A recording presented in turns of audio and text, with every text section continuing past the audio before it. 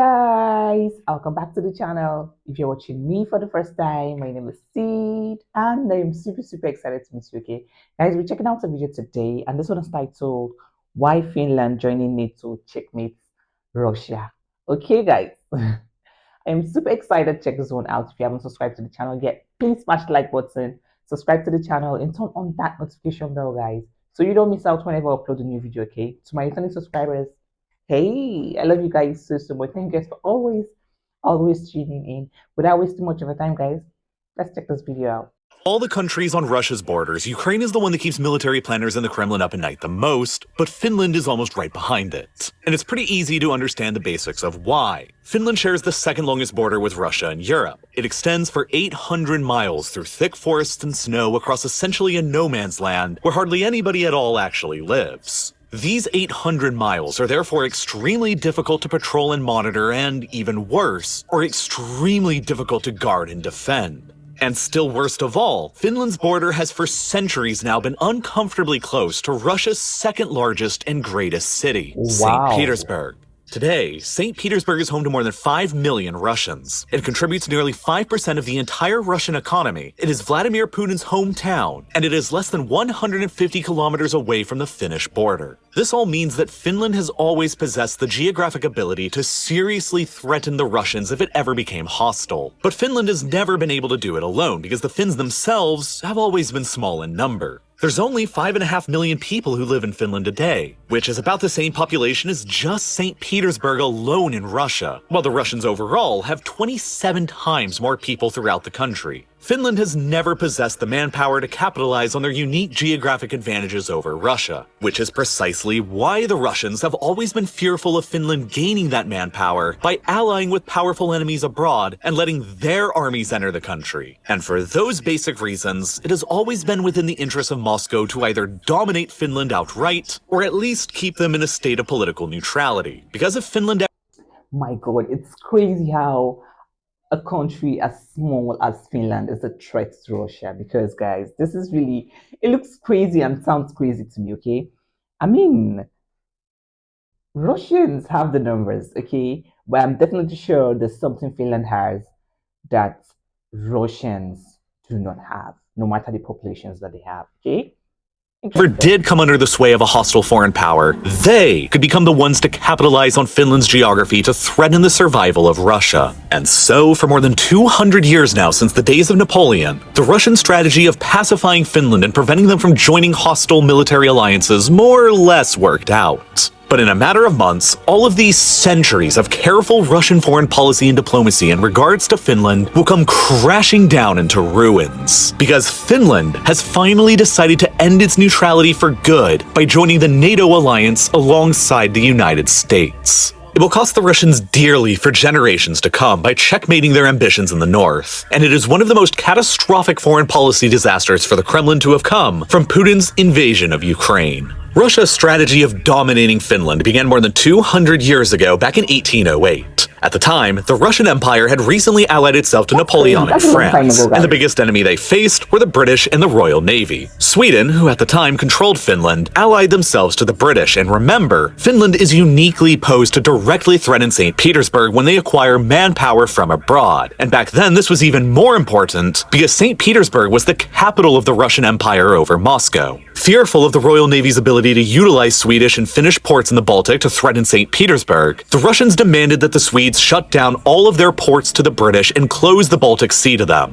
which they refused to do, and in response, the Russians invaded Finland in 1808 to take over the ports themselves. In less than a year, the Russians had completely overrun the entirety of Finland and decisively defeated the Swedes, forcing a peace that ceded Finland in its entirety over to the Russian Empire. In doing so, Russia had ensured the security of St. Petersburg by pushing their own line of control hundreds of kilometers away from it and dominating the Gulf of Finland on all of its sides in the process, making any hostile attack on the Russian capital almost unthinkable. And better yet, Sweden was so decisively defeated during this war that they have never fought another one ever since. In fact, Sweden was so crushed by this Russian invasion that they would continue keeping their security policy officially neutral for the next 213 years, until the 16th of May 2022, when in response to another Russian invasion, they would finally announce their intent to join NATO alongside Finland. And as for Finland, this Russian invasion and conquest back in 1808 would prove to be equally as fateful, because they would remain a forced part of the Russian Empire for the next 108 years, until the Russian Revolution and the collapse of the empire during World War I in 1917. But even after Finland's independence, the Russians were far from done with them. In the chaos of the Russian Revolution, many states of the former empire emerged as independent besides Finland. But as the Bolsheviks won the Russian Civil War and began reassembling the pieces of the former empire, Finland entered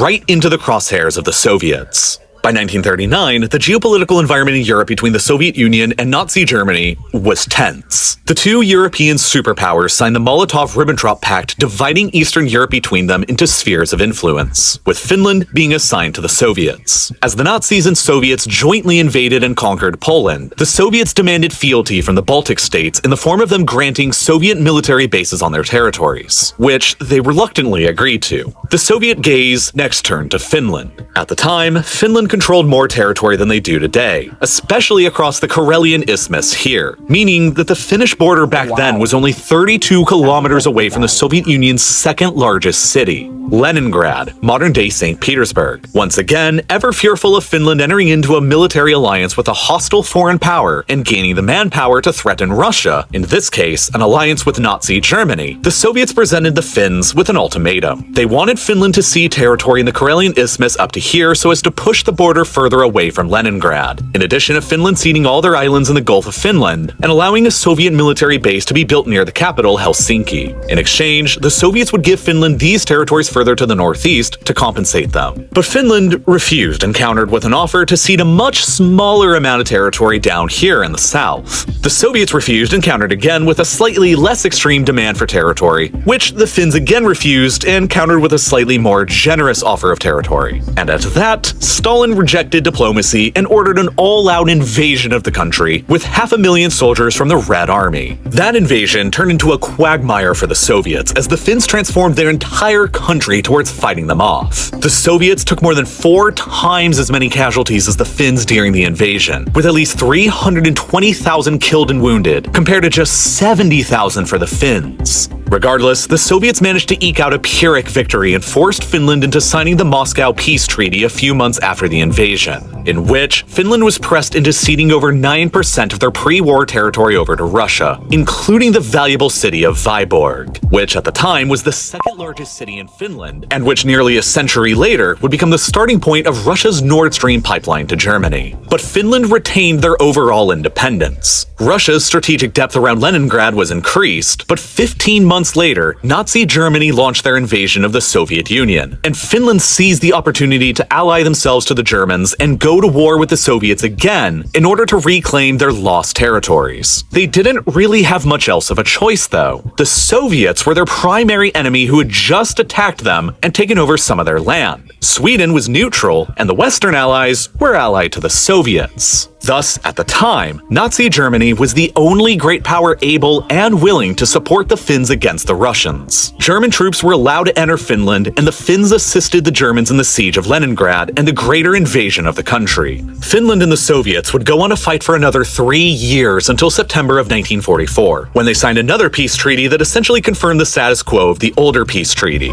Only this time, Finland was also forced into expelling all foreign militaries from their borders. Following the end of the war and the defeat of Germany, Finland realized that its geopolitical status as a small, capitalist country directly next door to an expansionist communist superpower who now dominated Eastern Europe and the entire southern shore of the Baltic was incredibly precarious. And so, in order to maintain their independence and sovereignty, they were left with little other choice but to essentially carry on throughout the Cold War as a neutral state. Finland never took part in the Marshall Plan and never received financial aid from the United States so as not to anger the Soviets. Finland agreed that it would resist attacks against the Soviet Union through their territory and would call on the Soviet army to defend them were such an attack ever to take place, and it never joined either NATO or the Warsaw Pact. And yet, at the same time, the Finns organized their entire military and much of their society towards a singular purpose: deterring the Russians from ever attacking their country again through a fanatical policy of total defense. Mandatory military conscription for all men in the country remained in force throughout the Cold War, and Finnish military spending remained high for a country of their size. After the Soviet Union collapsed in 1991, the land borders between Finland and Russia. One thing I'm sure about Finland is they always hope for the best and prepare for the worst. They are always preparing for the worst. Like, they don't want to know, they don't have to wait for war to come hit them first before they do something. They are always preparing, and that's actually a good thing. Okay, they always have their citizens in mind, looking for possible ways to protect their country. This is interesting. This is beautiful. Okay, their country is one of the smallest, but yet they still find their way around making sure their country is protected. This is really beautiful, guys. Remained unchanged. The only difference was that instead of the Soviet Union next door, the country was now called the Russian Federation. Finland proceeded into the post-Cold War world cautiously. They technically abandoned their stance of total neutrality alongside Sweden by joining the European Union in 1995, but they each maintained their military neutrality by avoiding membership in NATO, even as NATO expanded eastwards to cover many of the former Warsaw Pact and Soviet republics, who were understandably fearful of a resurgent Russia in the future who might want to take them back over again. Sweden temporarily abandoned their military conscription in 2010 and began transitioning towards a smaller all-volunteer professional army. But Finland, with 800 miles of border with Russia and recent memories of the past, never changed course on their policy of total defense and mandatory conscription for men. Even today, 3/4 of all men in Finland continue to complete their mandatory military service and join the reserves. In the event of a war with Russia, Finland can rapidly mobilize around 280,000 men today to join the ranks of the army, and they have around 1 million men in total in the reserves that it can call upon if needed, representing more reserves than Germany, France, and Italy all combined, and representing nearly 1/5 of the entire Finnish population. And unlike the Russians, they will be well armed with the latest weaponry and firepower. While they didn't directly join NATO, the Finns cooperated with the alliance extensively in military exercises and purchasing of NATO weaponry. The Finnish army possesses around 1,500 artillery and rocket systems, which is one of the largest artillery arsenals in modern Europe and greater than the United Kingdom. They have more main battle tanks than Germany, a country of more than 83 million people, and their air force wields a fleet of 64 American-made F-18 fighter jets, which will very shortly be fully replaced with 64 modern American-made F-35 fighter jets, which will cost them $10 billion to acquire. And on top of their plentiful advanced equipment, the Finns themselves are highly motivated to defend their country. A poll conducted back in 2016 showed that Finns possess the highest willingness to defend their country anywhere in Europe, with a whopping 74% of the population saying that they would. And support for conscription in the country has never gone away, with a poll in 2021 showing 73% approval among Finns for maintaining mandatory conscription for men. As I said before, Finland's military and society has been designed over the decades in a way to deter another Russian invasion as much as physically possible. And even after the collapse of the Soviet Union, they have never gotten too comfortable with their neighbor. Finland is never a joke, okay? I love the fact that no matter how small their population is, I know they have smart people like 𝐋𝐈𝐊𝐄. Okay, guys, I know I reacted to a video about 𝐋𝐈𝐊𝐄 being one of the most deadliest sniper in the world. Guys, it's crazy. It's crazy. It's really crazy. And I love that for them, that they are smart people. They know how to find their ways around stuff. For them to be a threat to Russia says a lot about them, because there must be something they are doing so well. They must be really good for them to be a threat to Russia. Okay? But Finland's foreign policy continued to avoid joining NATO outright so as not to provoke Moscow too unnecessarily. Even after the Russians invaded Ukraine for the first time back in 2014 and seized control over the Crimean Peninsula, a poll showed that only 22% of Finns supported joining the NATO alliance. That attack was just too small to send fears through Helsinki. But everything would change after February 2022, when the Russians massively escalated the geopolitical tensions in Europe by using 200,000 soldiers to launch an all-out invasion of Ukraine, and in doing so, showed their willingness to utilize warfare and invasion in Europe as tools in the 21st century, just like they did in the 20th. The calculus of risk for Finland, a country who, much like Ukraine, has been invaded by Russia in the past and was not a member of NATO and not under direct NATO protection, was changed irreparably. If Russia was willing to risk everything by invading Ukraine, they were unpredictable and potentially even irrational, and might be willing to invade Finland again, even if it seemingly made little sense to do so. And so the Finns finally decided to do something that they had avoided doing for decades, if not centuries. They applied to formally join a Western military alliance alongside Sweden, NATO. And now Russia has found itself in a catastrophic situation that it has largely managed to avoid ever since the Napoleonic era.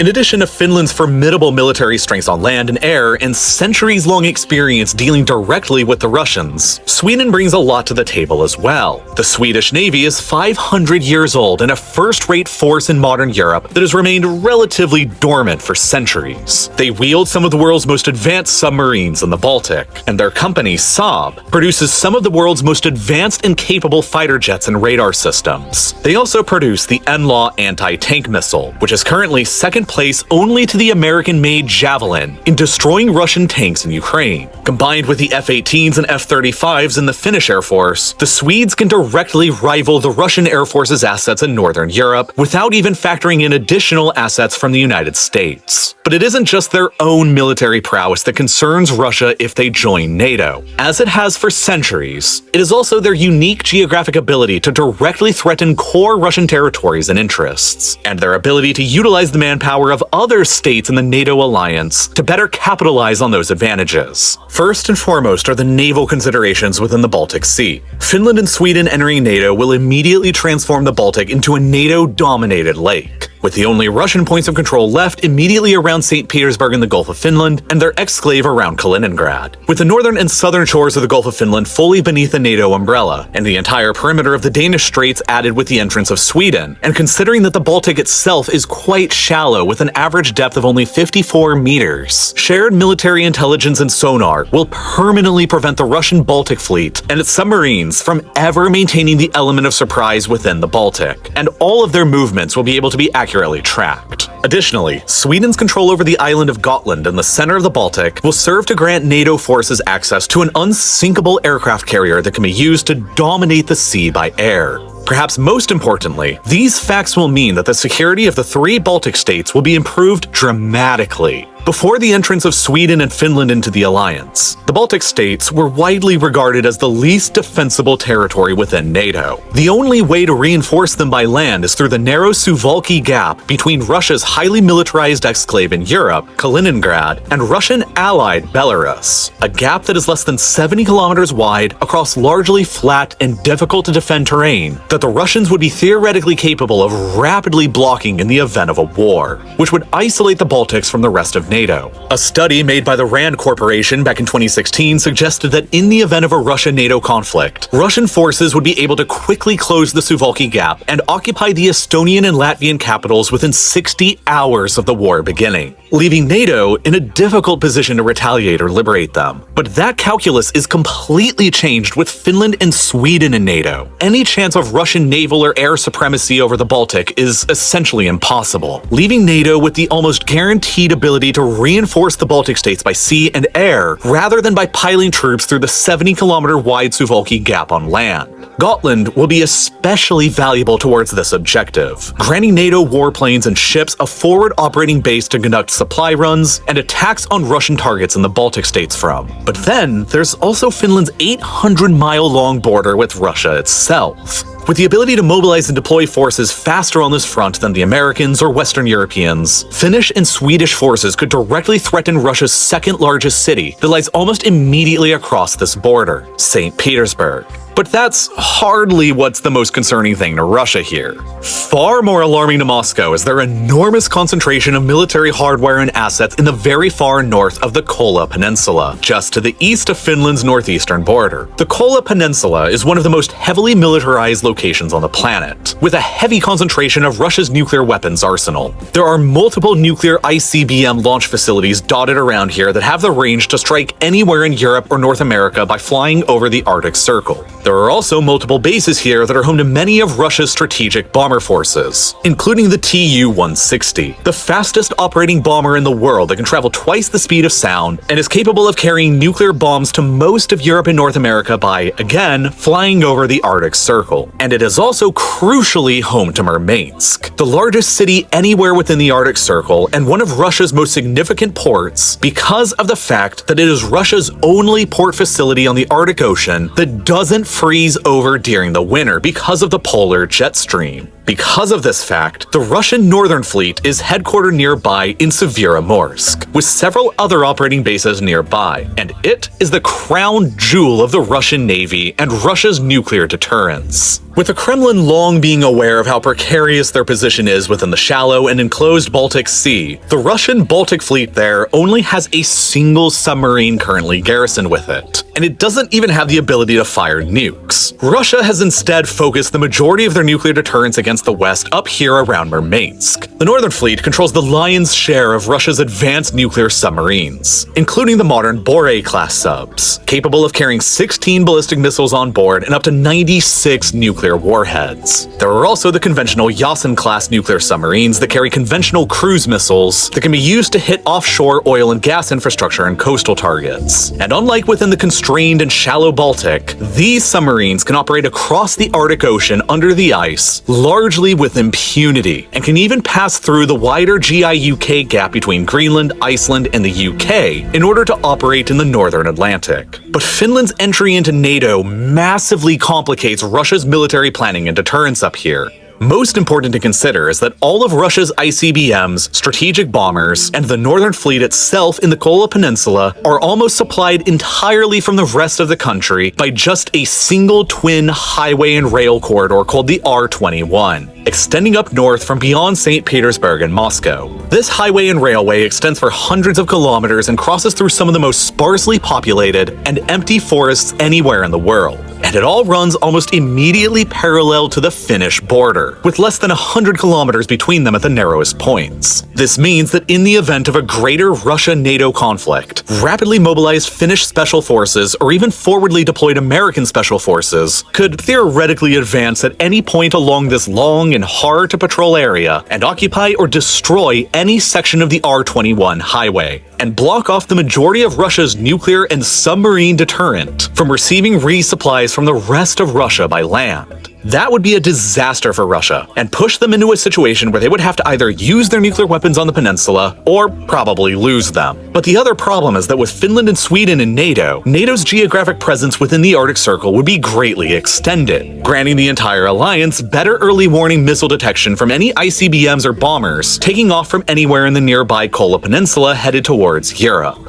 With America and Europe's advanced missile defense systems and this advantage in early warning, it's uncertain exactly how many Russian missiles would end up striking their targets before retaliatory NATO missiles would strike theirs. And that's why, almost as a last resort to their increasingly terrible ability to actually deter the West, the Russians have recently been developing their ultimate doomsday weapon, the Poseidon torpedo. This is essentially a drone that takes the shape of a torpedo that possesses up to a 100 megaton nuclear payload, which is huge. It can be loaded up onto a new class of Russian nuclear submarine, the first of which is called the Belgorod, that was just recently delivered to the Northern Fleet in July of 2022, just after the invasion of Ukraine and the Finnish and Swedish announcements to join NATO. The Belgorod will be headquartered in the port of Severodvinsk on the White Sea, much further away from the Finnish border and the rest of the Northern Fleet facilities within the Kola Peninsula. This means that in the event of a war with NATO, the Belgorod and future nuclear submarines just like it, armed with the Poseidon torpedoes, should be capable of discreetly leaving port through the White Sea and the Arctic Ocean and towards either the 𝐋𝐈𝐿𝐄 gap in the west or the Bering Strait in the east. Once there, the Belgorod could fire the Poseidon, which can allegedly travel for up to 10,000 kilometers underwater before detonating its enormous nuclear payload immediately offshore of coastal targets like New York or Los Angeles, generating an incoming mega tsunami that would be impossible to stop or defend against once it happens. Once Finland enters NATO, and if they end up allowing American troops and bases to be set up there, Russia's ability to threaten the West with nuclear missiles and bombers through the air will be challenged. And their reliance instead on threatening nuclear deterrence with these kinds of underwater doomsday torpedoes will likely only increase. But it's unclear if Finland would actually allow American forces there in the first place. Finland still doesn't want to unnecessarily provoke the Russians after all, and they are explicitly joining NATO for the purposes of deterrence and protecting their own country from an invasion, not for launching an attack into Russia. The Finnish military is considered more than capable of defending itself, and as such, there's been a lot of talk of Finland following the so-called Norway model once it officially joins. Even though Norway was an original founding member of NATO and has been a part of the alliance for decades, its close shared border with Russia's valuable Kola Peninsula up in the far north meant that the Norwegians also made sure to never unnecessarily anger the Russians by allowing American and NATO military bases or nuclear weapons to be placed on their territory.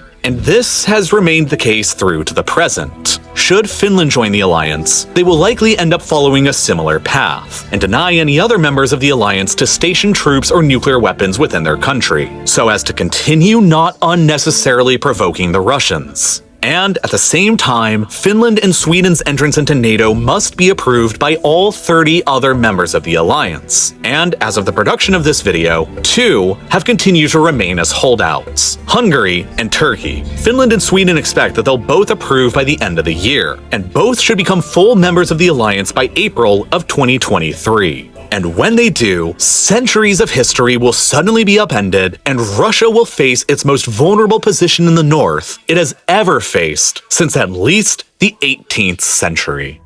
Okay, guys, Russians must have underrated Finland. Okay, I think the only reason why Finland collaborated with Russia was because they did not want to lose their borders, and even at that, they did give Russians tough time when they last fought. Okay, I'm sure Russians have know their places by now. Okay, I know they know how strong Finland is. They know how prepared Finland is. They know Finland will not just let them in. This is quite interesting. This is quite an interesting and educative video. Okay, please share your thoughts, share your comments. I will be in the comment section with you guys. Okay, thank you guys for watching. If you have any suggestions or recommendations, always drop in the comment section. Okay, thank you guys for watching, and see you guys in my next video. Bye.